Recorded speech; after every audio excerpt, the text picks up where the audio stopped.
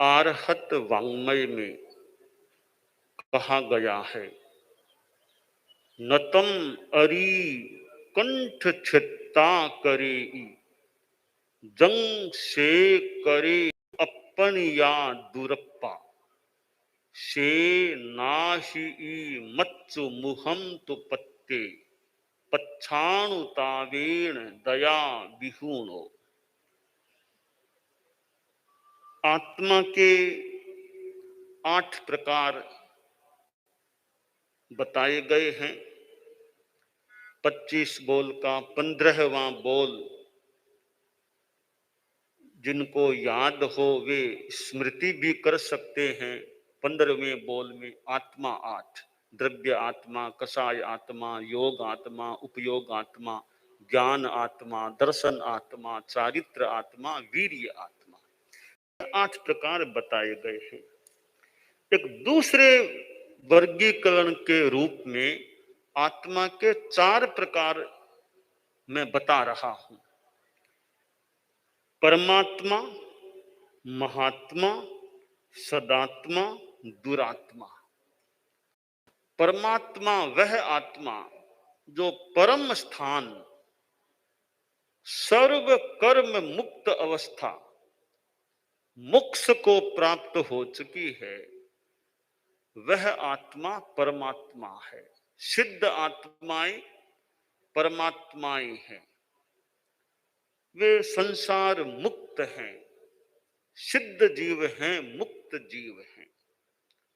अब जो संसार में आत्माएं हैं उनके 3 प्रकार, एक तो परमात्मा हो ही गया, वो तो अलग। अब महात्मा, महात्मा जो संत लोग हैं, साधु लोग हैं, वे महात्मा हैं।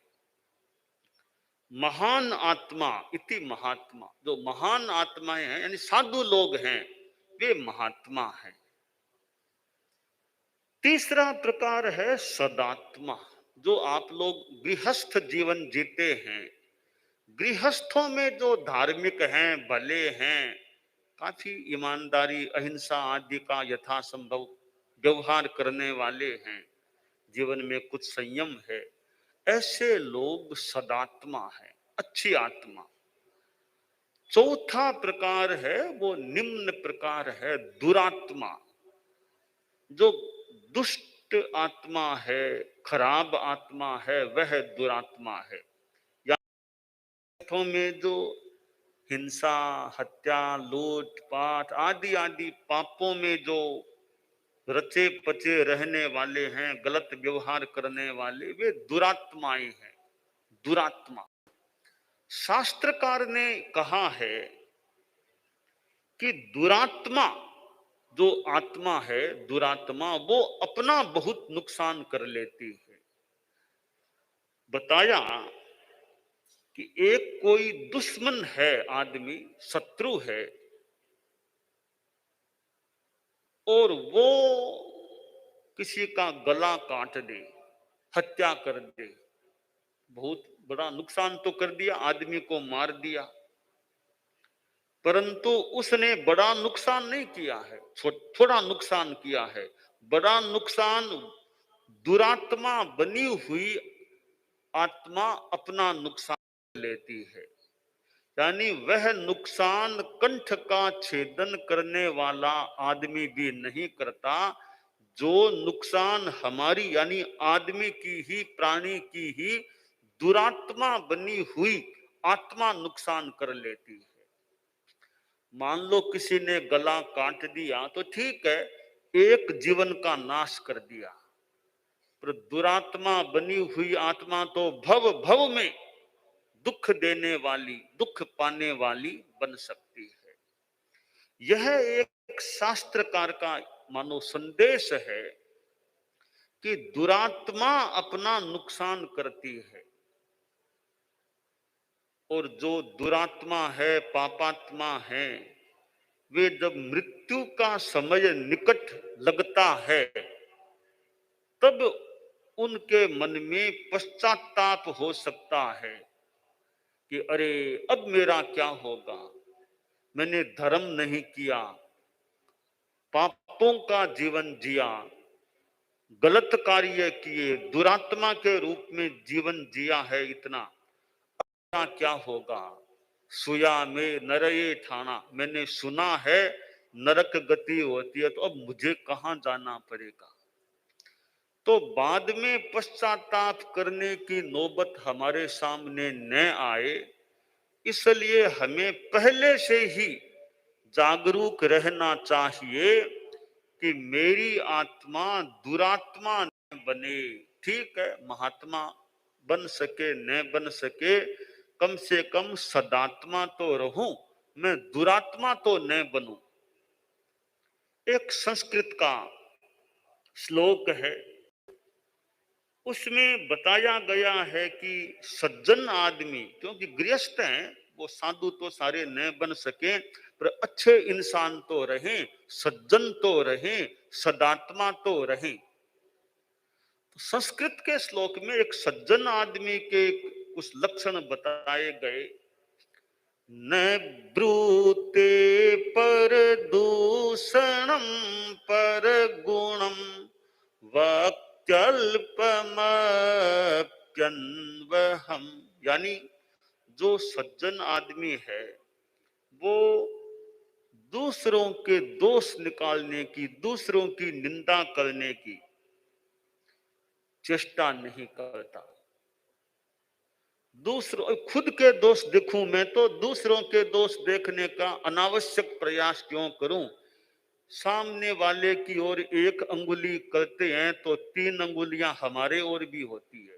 तो मैं दूसरों को देखता हूं, दूसरों के दोष देखता हूं, ठीक है, कहीं कहीं दूसरों की कमियों को भी देखना लाभदायी हो सकता है, पर अपनी कमियों को मैं देखता हूं या नहीं। तो मैं अपनी कमियों को देखूं, दूसरे के दोषों को न देखूं, अनावश्यक न देखूं, दूसरों की निंदा, फालतू निंदा से बचूं। अब दूसरे में कोई विशेषता है, अच्छी बात है, तो उसका मैं प्रमोद भाव से उल्लेख करूं, जैसा औचित्य होगी इसमें यह विशेषता है, प्रमोद भावना रखूं दूसरों के गुणों के प्रति। और दूसरे कोई रिद्धिमान हैं तो मैं उनकी रिद्धि को देखकर दुखी न बनूं। दूसरों को सुखी देख करके हमें दुखी नहीं बनना चाहिए, दूसरों को दुखी देख करके हमें सुखी नहीं बनना चाहिए। दूसरे कोई कष्ट में हैं तो मन में अनुकंपा, दया, अरे ये कष्ट में हैं, इनका क्या हम आध्यात्मिक और सहयोग कर सकते हैं। तो दूसरों के प्रति अनुकंपा की भावना, सज्जन आदमी होता है दूसरों के प्रति अनुकंपा, दया, हम आध्यात्मिक सहयोग कर दे, चित्त समाधि आध्यात्मिक रूप में पहुंचाने का प्रयास करें। और सज्जन आदमी होता है स्वश्लाघाम न करोति, वो खुद की बड़ाई, खुद की प्रशंसा खुद नहीं करता। आदमी खुद की प्रशंसा, मैं ऐसा भी बताना क्या है, तुम हो वैसे हो, दिखाने की बताने की क्या जरूरत है। तो स्वश्लाघाम न करोति, अपनी श्लाघा, आत्मश्लाघा नहीं करता। नोज्झति नयम, तो नय नीति को कभी नहीं छोड़ता और औचित्य का अतिक्रमण नहीं करता।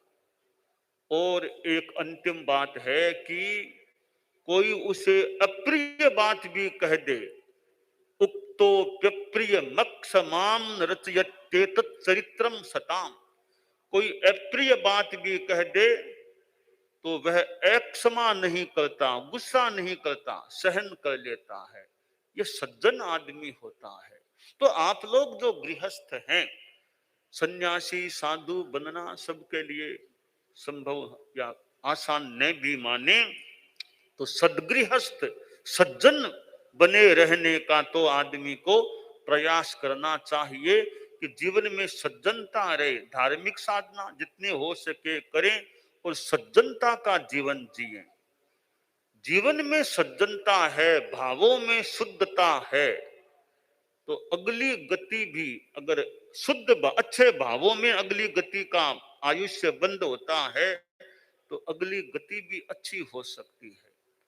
और भावों में अशुद्धता में गति का बंध, तो दुर्गति, खराब गति के आयुष्य का बंध भी हो सकता है। तो यह सज्जनता जीवन में रहे, दुर्जनता हमारे जीवन में न आए, दुर्जनता से आदमी बचने का प्रयास करे। राजा था, यो उपासना रूप धर्म तो वो विशेष नहीं, माला फेरना आदि आदि तो नहीं करता। हालांकि माला फेरना भी अच्छा ही है, सामायिक करना भी बढ़िया है। राजा कुछ तो व्यस्त ज्यादा रहता, टाइम भी इतना नहीं मिल पाता, और वो उपासना आदि में समय नहीं लगाता, रुचि भी नहीं होगी, कुछ व्यस्तता भी। और जीवन बहुत अच्छा था। राजा की जो रानी महारानी वो बहुत ऐसे धार्मिक, यानी जप करना, तप करना, वो जाना आदि उपासना करना, उस रूप में काफी धर्म करती थी। राम का नाम लेना, घंटा घंटा राम की माला फेरना, धार्मिक ऐसे साधना करती। राजा ये राम का नाम और इसमें रुचि नहीं रखता था। रानी कई बार कहती, आप भी थोड़ा राम का नाम लिया करो, माला फेरा करो, राम राम किया करो, थोड़ा जप किया करो। तो राजा यूं बात को टाल देता। एक रात की बात, राजा सो रहा था, सर्दी का समय था, तो एक हाथ कोई कंबल से बाहर रह गया। सर्दी से फिर हाथ थोड़ा अकड़ गया, तो थोड़ा दर्द हुआ। और जब हाथ को उठाने की चेष्टा की, दर्द हुआ, तो राजा के मुंह से निकला, हे राम, हे राम, राम मुंह से निकल गया। तो रानी ने सुन लिया, अरे आज तो राम का नाम मुंह में आ गया इनके। बहुत खुश हुई। सवेरे मंत्री जी से कहा, मंत्री जी आज तो खूब मिठाइयां बांटो, कैदियों को रिहा करो, गाजे बाजे करो, खूब ढोल धमाके करो, आज बहुत खुशी का दिन है। तो महारानी जी ने कहा, तो मंत्री ने बात पर गौर किया, सारी व्यवस्था वैसे ही करा दी, खूब दान देना, गाजे बाजे ढोल धमाके हुए। राजा ने सवेरे देखा, आज क्या बात है, इतने किसी का जन्मदिन है कि मेरा कोई पदाभिषेक दिन है, क्या दिन है इतना ये खुशी का, गाजे बाजे ढोल धमके, बढ़िया गीत वगैरह वगैरह। या तो मेरा जन्म दिवस हो तो ऐसे होते हैं, या मेरा राज्याभिषेक का दिन आए तो होता है, और तो ये ऐसे इतने क्यों हो रहे हैं। तो राजा ने मंत्री जी से कहा, मंत्री आज क्या, कौन सा दिन है, आज किसका कोई दिन है, ये गाजे बाजे किस बात के, इतना क्यों खुशी का माहौल है। मंत्री जी बोले, महाराज मुझे तो पता नहीं, महारानी जी ने इंगित किया कि आज गाजे बाजे करो, खूब मिठाइयां बांटो, वो करो, उनका आदेश था, हमने कर दिया। तो राजा ने पूछा महारानी जी से भी, क्या बात, आज ये आदेश, यह बात क्यों कही कि गाजे बाजे सारा। तो रानी जी बोली, महारानी जी महाराज आज मेरे लिए बड़ा खुशी का दिन है, आज रात में आपके मुंह में राम का नाम आ गया, राम राम। भले आपके तकलीफ हुई होगी, हे राम, राम का नाम मैंने सुना, मुझे बड़ी खुशी हुई कि राजा जी के मुंह में राम का नाम तो आ गया, तब मैंने आज गाजे बाजे करवाए हैं। तब राजा ने कहा, रे महारानी जी जरा मेरी बात को समझो, केवल राम के नाम को महत्व दिया, ठीक है राम का नाम बढ़िया है, परंतु एक जगह कहा गया है, तुम पुण्य कार्य मत करो भले ही, तुम पुण्य कार्य मत करो भले ही, किंतु करो मत पाप, पुण्य के फल को पालोगे। तुम पुण्य कार्य मत करो भले ही, किंतु करो मत पाप, पुण्य के फल को पालोगे। मत रटो राम का नाम भले ही, मत रटो राम का नाम भले ही, तो शुभ काम राम के बल को पालोगे। करो शुभ काम राम के बल को पालोगे। तो देखो, मैं राम का नाम भले मुंह से ऐसे नहीं लेता हूं, मेरे भीतर में राम है, भीतर में भगवान है। मैं अपने आचरणों को, भावों को अच्छा रखने का प्रयास करता हूं, भले मैं माला नहीं भी फेरूं। देखिए महारानी जी, कभी देखा तुमने, मैं कभी ज्यादा कोई आवेश में, गुस्से में कभी आता हूं, बहुत ज्यादा आवेश करने। महाराज मैंने तो आज तक आपको गुस्से में, तेज गुस्से में कभी नहीं देखा। और कभी शराब और कुछ मेरे आस ना, बिल्कुल सवाल ही नहीं, कोई शराब नशा कुछ नहीं आपके यहाँ आसपास से नहीं होता है। और कोई मैंने बेईमानी की कोई नहीं, बात बहुत आप तो जो कहते हैं उस पर ध्यान देते हैं। जब मेरे में ये बातें हैं, राम की माला मान लो किसी कारण से नहीं जपता हूं, क्या मैं धार्मिक आदमी नहीं, अच्छा आदमी नहीं हुआ क्या? और तुम देखो भले राम का नाम लेती हो अच्छी बात है, बाकी तुम्हारे में गुस्सा भी कितना है, दासियों पर कितना आवेश करती हो, हाँ यह तो कमी है। तो राजा बोला राम का नाम तो बढ़िया ही है, मेरा मेरे विचार में मैं राम को भीतर में रखता हूं, बढ़िया काम मेरे बाहर में रहते हैं। तो काम अच्छे, कार्य अच्छे हों। तो एक तरफ तो है जप करना, माला फिरना, एक और है यह भावात्मक शुद्धि, ईमानदारी, अहिंसा, सद्भावना आदि आदि। दो प्रकार के धर्म हो जाते हैं, एक उपासनात्मक धर्म, एक आचरणात्मक भावात्मक धर्म। एक में तो माला जप आदि आदि, दूसरे में अहिंसा, सच्चाई, ईमानदारी, समता, शांति। है दोनों में कोई कह दे एक का ही चुनाव करना हो तो कौन से धर्म का चुनाव करना चाहिए? दोनों ही अच्छे हैं ऐसे, दोनों में एक का ही चुनाव करना हो तो किसका करना चाहिए? तो मेरी सलाह है तो ईमानदारी अहिंसा चुनाव करना चाहिए। माला फेर सके कि न फेर सके, ईमानदारी, अहिंसा, समता, शांति, इस धर्म को स्वीकार कर लेना चाहिए। तो यह सदात्मा की बात है कि गृहस्थ हैं, साधु न बन सके तो भी जीवन में अच्छे भाव, अच्छे आचरण, ईमानदारी, बिजनेस करें तो वहां भी अच्छा ईमानदारी, और कोई धंधा करें उसमें भी ईमानदारी, अहिंसा की चेतना, सद्भाव पूर्ण व्यवहार, इस रूप में धर्माचरण होता है। हालांकि माला फेरना भी बढ़िया है, अच्छे नौकार मंत्र जैसी माला फिरो बहुत बढ़िया चीज है, सामायिक करना बहुत बढ़िया चीज है, दोनों ही धर्म हैं। परंतु दोनों में एक का चुनाव करने की कोई नौबत आ जाए तो आचरणात्मक धर्म को, भाव शुद्धि, अहिंसा, नैतिकता, इसको प्राथमिकता मैं देना चाहता हूं। तो हमारे जीवन में यह धर्म रहे, भीतर में धर्म रहे, भावों में धर्म रहे, भावों में शुद्धि है तो वो व्यवहार में भी उजागर हो सकती है।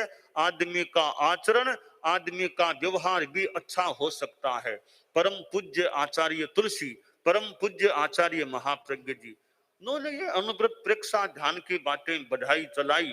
तो ये सब चीजें भी अनुव्रत है तो हमारे आचरणों को, गृहस्थों के आचरणों को अच्छा बनाने वाला आंदोलन है। प्रेक्षा ध्यान है वो भी एक भावों को शुद्ध बनाने का अच्छा माध्यम बन सकता है। तो शास्त्रकार ने कहा जो दुरात्मा बनी हुई आत्मा है वह जितना अपना नुकसान करती है उतना नुकसान गला काटने वाला दुश्मन भी नहीं करता। इसलिए हमें अपनी आत्मा को अच्छा रखने का, भावों को अच्छा रखने का, अपने व्यवहार को अच्छा रखने का प्रयास करना चाहिए। महामना आचार्य भिक्षु जो हमारे धर्म संघ के प्रथम आचार्य हुए और उन्होंने युवा अवस्था में गृह त्याग किया था, बाद में अभिनिष्क्रमण भी किया और साधना का उन्होंने जो पथ लिया, उनके सामने कठिनाइयां, अवरोध, विरोध जो भी आए होंगे, कैसे उन्होंने सहा होगा, कैसे उनकी मन की स्थिति रही होगी। तो विरोध अवरोध कुछ भी आ जाए, मन में समता रखो, शांति रखो, आवेश नहीं करना। और यहां तक भी कोई आलोचना, निंदा भी करे तो उसका जवाब जबान से दिया जा सकता है, मौके पर जबान से भी जवाब दिया जा सकता है, लेखन से भी जवाब दिया जा सकता है, वो भी एक तरीका है। अपनी आलोचना, निंदा का जवाब जबान से न देकर अपने अच्छे कार्यों से दो। अच्छे आप आलोचना, निंदा का कामना, अच्छी कोई हमारा बुरा करे हम उसका भी भला सोचें, उसके प्रति भी मंगल कामना करें, उसके भी कल्याण की इच्छा करें। वो दो सन्यासी मित्र थे, तो एक दूसरी जगह था, एक अन्य जगह रहता था। तो एक सन्यासी वो दूसरे सन्यासी की यदा कदा आलोचना निंदा करता रहता, थोड़ी ईर्ष्या रखता, निंदा करता रहता। उसको पता चला ये तो मेरा साथी सन्यासी है, लोगों से सुना है कि मेरी इतनी निंदा आलोचना करता है, कोई बात नहीं, मैं तो उनके प्रति मंगल भावनाएं रखूं। एक दिन उस दूसरे सन्यासी जिसकी निंदा वो किया करता था, जिसकी निंदा होती थी, उसने एक उपहार भेजा उस सन्यासी के पास। कुछ मिठाइयां आदि थी, साथ में संदेश भी भेजा पत्र के माध्यम से। पत्र में लिखा था यह मेरा प्रेम पूर्ण उपहार है मिठाइयों का, आप इसे लीजिए। और मैंने सुना है आप मेरी थोड़ी निंदा आलोचना भी करते हो, तो आपकी निंदा आलोचना करने में शक्ति खर्च हुई होगी, यह उपहार है, और शक्ति आ जाए, शक्ति का वापिस ग्रहण हो जाए। इस सन्यासी ने सोचा, रे मैं जिनकी आलोचना निंदा निंदा करता हूं और वो मेरे प्रति मंगल भावना रखते हैं, फिर मैं क्यों उनकी निंदा करूं। उसका भी मन बदला, अब मैं भी उनकी निंदा आलोचना नहीं करूंगा। पातंजल योग दर्शन में एक सूत्र आता है, अहिंसा यहा प्रतिष्ठायाम तत्सन्निधौ वैरत्याग है। जिसके भीतर में अहिंसा प्रतिष्ठित हो जाती है, उसकी सन्निधि में कोई बैरी दुश्मन भी आता है तो उसके मन का वैर भाव भी दूर हो सकता है, उसका हृदय भी बदल सकता है, अच्छा हो सकता है। तो हमारे भीतर यह दुरात्मापन न आए न रहे, हम सदात्मा महात्मा इस रूप में रहें।